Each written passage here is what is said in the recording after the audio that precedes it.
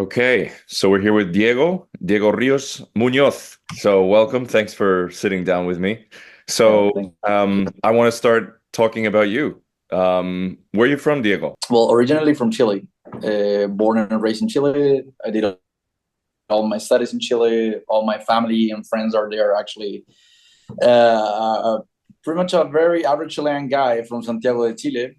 But I haven't lived there already. I think in 12 years since I moved to Europe. And then how long have you been in Galicia? In Galicia, well, I think it is five. Yeah, it was five in May. So I started my sixth year here, six vintages already. My history in Europe was in Germany. Hmm. So yeah, I did another almost 7 years in another winery in Germany. Are you finished with the harvest now that we're speaking at in the beginning of October? Are you guys all done? Yeah, I mean we're done with the picking, but of course we're in the middle of ferns, and that's a process that normally in our winery takes maybe a month and a half. We're getting like starting into the most calm phase, and the young wines start finishing fermentations, and you start to appreciate their young personality and to see what's there, and to see if all the work that has been done so far has paid the bill. Yeah, that's great. So let's talk about the wines Mm. then. Let's talk about Galician wine and you. What was your first contact with Galician wine in your winemaking career? Was it getting to Granbazan and getting to Galicia? No, no, no. Actually, it was before that.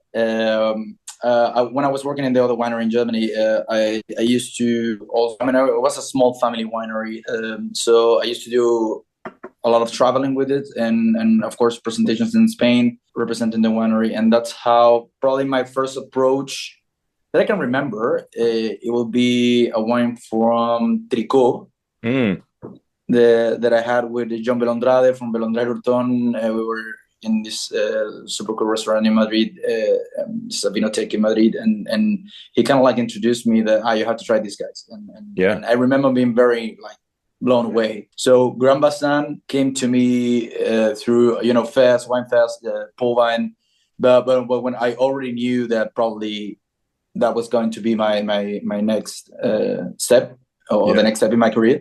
So yeah, no, that was later on. So my first approach was Tricot that I can remember actually, but yeah, No, probably I that mean, and was. that's a great, what better introduction to Albariño, it's It is a, a great start. Yeah, that's true. yeah. So you started That's out true. making Riesling then in your winemaking. Yeah, I mean when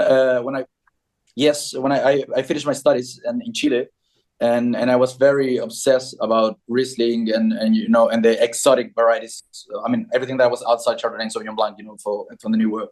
Yeah. And so my plan was to go to Germany to get a little bit of a know-how. I mean, Riesling wasn't new in Chile, but it was maybe uh, understood as a part of a blend for a summer wine or something very light and fresh, and aperitivo kind of like, no, not into what it actually represents for in other corners of the world. That of course has changed. I'm talking about 13 years ago. And so my idea was to get there, get a proper know-how, head back and work for the Chilean wine, But life got in the way, and I started working in Bavaria, in Franken, in over Hmm. Bavaria. Was my first experience there, but like Bavaria, Franken itself is not maybe the Shangri-La for Riesling.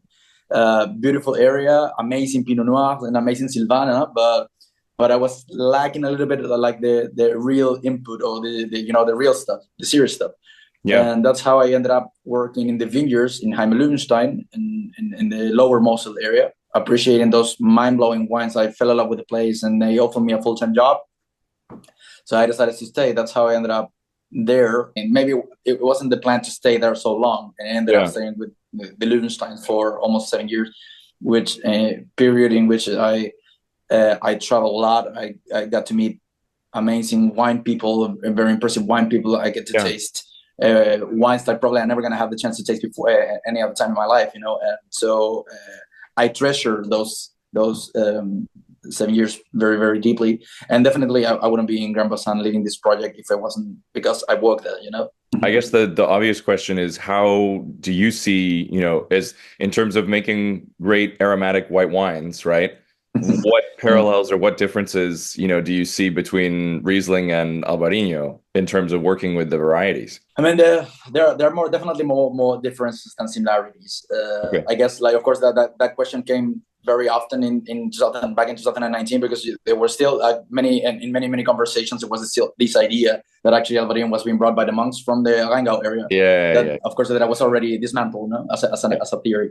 But it wasn't very on the table, and so I tried to, in my very first year here, I tried to go very deep into the similarities. But to sum it up, I mean, and the Riesling is more of a less delicate, more resistant grape variety if you're aiming to the top of the qualities.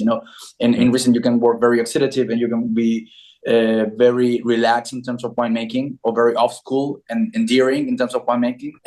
When if you do exactly the same in Albariño, it's not necessarily going to turn out well. Albariño is way more sensitive to oxidation, and loose quality in a most of Albariño is way easier than in Riesling. I guess Riesling is more prepared for the brave ones, and in Albariño you have to be a little bit more classic in your thoughts as a winemaker. And of course, if you think about organoleptic perception of the wine, so you might find some similarities, not in all Germany, but maybe in the young phase of a wine of an Albariño, maybe you can still dig into the classic, more delicate, fruity aromas that you might find in Danai or in Rheinhessen, and more of like a deeper soil area than stony soils in Germany. That will be my first approach. You can see that, okay, there are some stuff. And of course, and then if you go to the bottle age products, of course, there's some similarities that you might or not find. It's not, but it's not something that you can apply to every corner of Rías Baixas or Germany. So for the rule, I wouldn't say more differences than different than similar. So I kind of wanted to dive in as well. So, Granbazan has this history, obviously, in Rías Baixas as this kind of, experimental pioneering winery. They were the first ones to use oak, right? In Albariño, all of these things. So you obviously inherited kind of this tradition. Do you feel like you have gone the way of the experimental, or you kind of are shepherding this Albariño, like, all right, we're going to do this very well, but we're going to keep on doing what we're doing? Yeah, I mean, to be honest, but we have a very close portfolio, just for wines, right? And the classic portfolio from Granbazan. And of course, not in all of them I had like a carte blanche to bring my own stuff into the plate. In Etiqueta Verde and Etiqueta Amber, of course, there were wines that have been on the market for over 40 years, and it's what sustained the house. So now let's say that I had a couple of cups looking after what I was doing, because I guess like the first approach, if you meet me, is like, this is a younger, not a young guy, but a younger guy, and not from the area, and has a different grape variety background. And of course, they were thinking about like me just doing orange wine or something. But so of course, and those two wines, there was a more of a frame what to do, which is the hardest thing, but because you need to follow up what this house has been done in the last 40 years, and even and trying to do it better, so that's definitely the hardest. There was no winemaker when I arrived in 19, so there wasn't like an overlapping of knowledge of what to do or what has been done. So when I arrived, I just had to, popping bottles, popping corks, and tasting, and get the idea, and plan or structure what I was going to do next for the next vintage. Obviously, the profile of the wines, like you said, there's this kind of tradition. But have you changed anything in terms of? Did you go into the vineyard and say, "Hey, we're gonna start working differently here"? Did you, was there something immediately that you saw? We used to get, as a winery, grapes from all 5 different sub areas from Rías Baixas. It was more of it wasn't not my proper decision, but it was more of like a turn of the event thing. We have moved our focus over 90% now in Salnés. So I guess my first approach was to really focus on Salnés. I thought that was what I liked, or what I enjoyed the best when I started working here, like that profile. In terms of vinification, I wouldn't say much, because what has been done here was already pretty minimalistic, and I was fine with that idea. And in the vineyards, probably the most dramatic stuff happened, because we started using this soft pruning method from North Italy, and there was nothing written for high trellis, for high Galician para trellis. So we have to kind of like adapt the idea or the concept to what we have in our vineyards. And so now we have done that for almost, this is going to be probably the 7th pruning. And now you finally can see now the structure being taking shape, and that's a pretty rewarding thing. But in the other 2 wines, in Limousin and in Don Álvaro de Bazán, moreover in Don Álvaro, it was a wine that hasn't been produced. They didn't produce in every vintage. Just it was a wine thought out to be produced just in those very exceptional vintages. But the thing is, like, we don't have bad vintages anymore in Rías Baixas. It's not the 90s, I mean, 21 was a little bit complicated.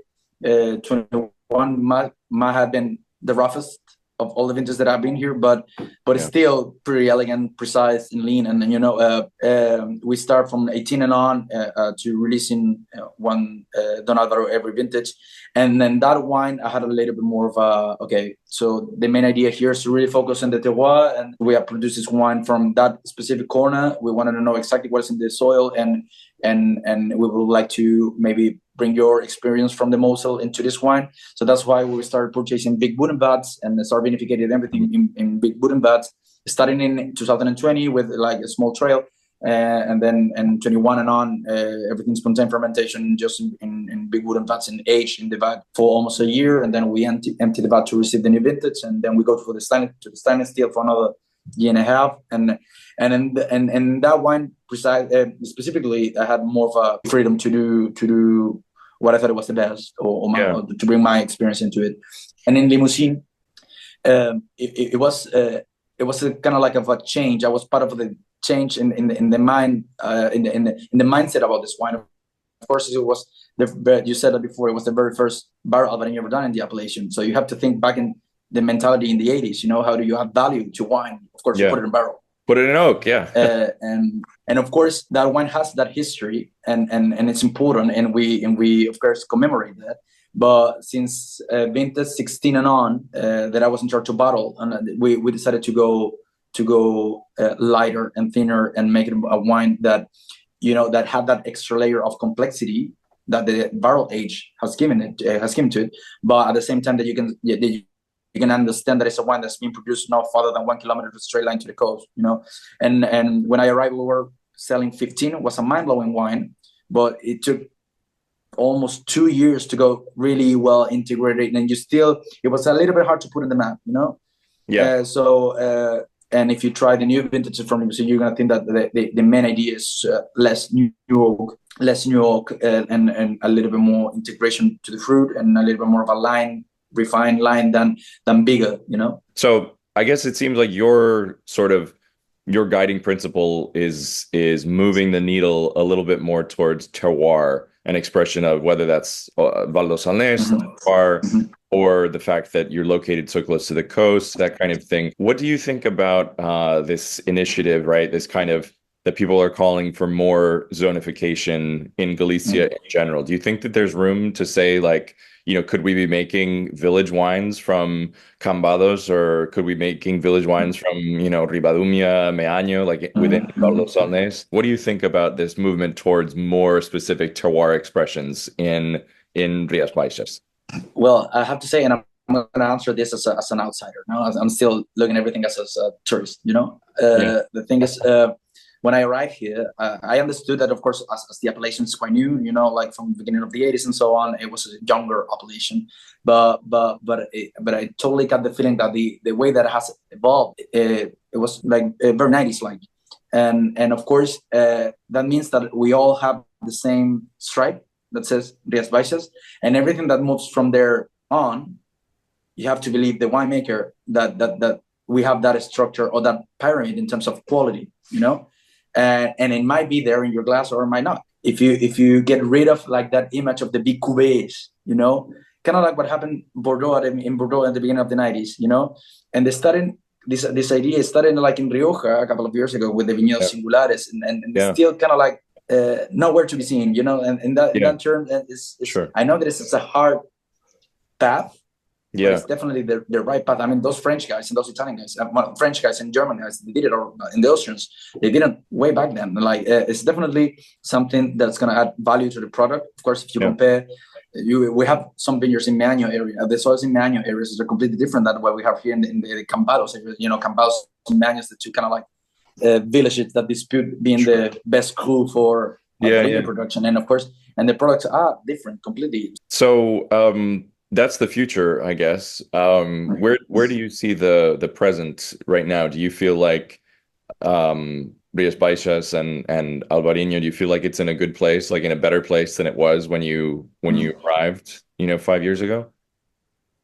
I guess when I arrived, it was just the explosion, no? And of course, that's good and bad for many reasons. It's good because you're selling, and you are reaching to different markets where you can go and tell about what you're doing, and you're kind of like set the ground for what's gonna come in the future. You build your relationships with your importers, and that was this 5 years, and now it's kind of like that kind of like scary moment where you're really gonna check out if that pays off. Now, if your producers really believe and just going with the flow and with like this demand wave, and they really believe in your product, and they're really able to sustain. You're doing your job, you're sustaining the quality and what you're doing in the cellar and in the vineyards, and they are believing that and support that.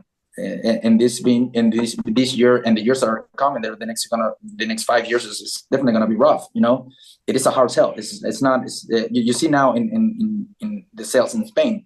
Since in Spain, there's many markets where actually Albariño is losing space in terms of price. And then or you go into places and they say that Godello is now the new Albariño, right? Because people are sort of obsessed with Godello now. It's like you see the Godello wars in Bierzo and exactly. So I guess that this moment and the years coming is where you're really gonna see that relationship and your dedication to quality and to understand where you are producing the grapes, and understanding the soil and how do they behave. What is if you had to speak to wine professionals or consumers, give your best pitch for Rías Baixas Albariño. Why should people care about this? Why should people continue to be invested in Albariño from Rías Baixas? The most remarkable thing from Rías Baixas for me, it represents not just a wine as a product. I mean, the quality is there. People have appreciated this wine for already a couple of decades. But the cultural background from Albariño is pretty remarkable. We have here probably the same amount of grape produced that in Burgundy, but just in 4,000 hectares. So to understand that this is a wine that is so culturally related to all these families that have these little micropods scattered around into different areas and different fishermen's villages. That the work that you have to do in the cellar to understand all the families that work with you and go through their different problems and how to be able to manage that in order to achieve the best quality. It was very randomly, and you have to kind of like work with all the different aspects in order to achieve a very unique product. And I guess like the cultural backbone that this product has is also makes you really appreciate it more once you come to Rías Baixas and you see what has been done here. We fight against everything. There's many families fighting against the rain, against the downy mildew, against the restrictions in terms of what can you do in the vineyard, and in order to survive to really have this business. So I always invite and I always tell the story because I want people to understand that this is a excellent quality white wine that is that gives you all that different products from just one variety, but the struggle behind it is really real when considering that you have 2,000 millimeters of rain every year.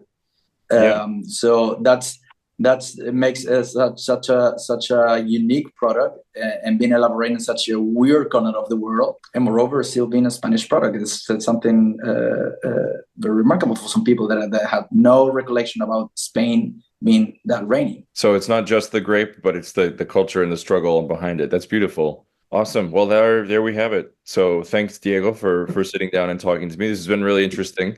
Really appreciate it. Thanks so much. And, thanks for everything you do at Granbazan and for Albariño. Thanks so much. Thanks so much for having me.